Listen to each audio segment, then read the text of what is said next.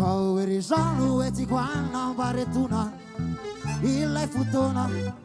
zay adinona fotoana izay niarahantsika tany anala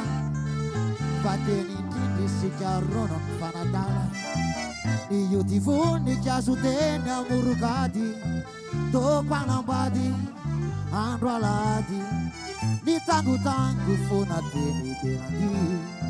na ny tango teny amorompary resika morokely zay retany lavitseny ireny no mozika zay nany izatsika nakipiko ny masoko nangovitrany molotro zay ka ilaza zavatra ny fantena pahotra fa vetivety teo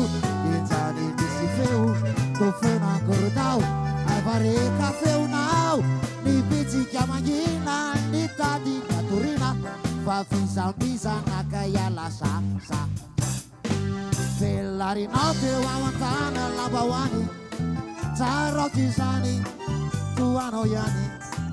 de teo indray isika roa nonany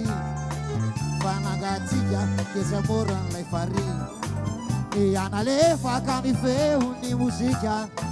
nandizatsika tsisy nahita tsy nisy koana rezanyrezany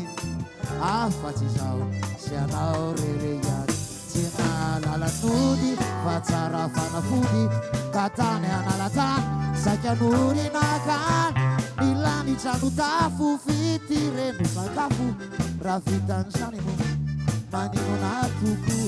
indesirediredy ianao vetsiopety kanefa azo atao raha manaiky mamanao lazao azy mangina ny tena fifalina fa ny analany no ahitana zay mbola tsy zay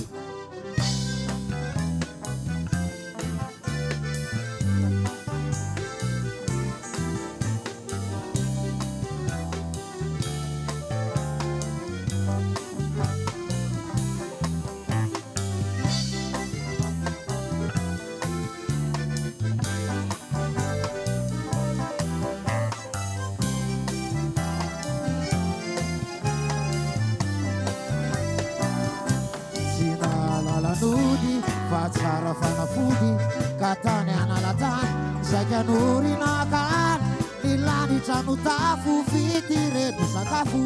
raha vitan'izany mo manino natoko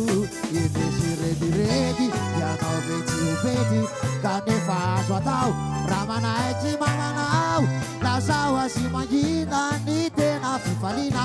fa ny analany mahitana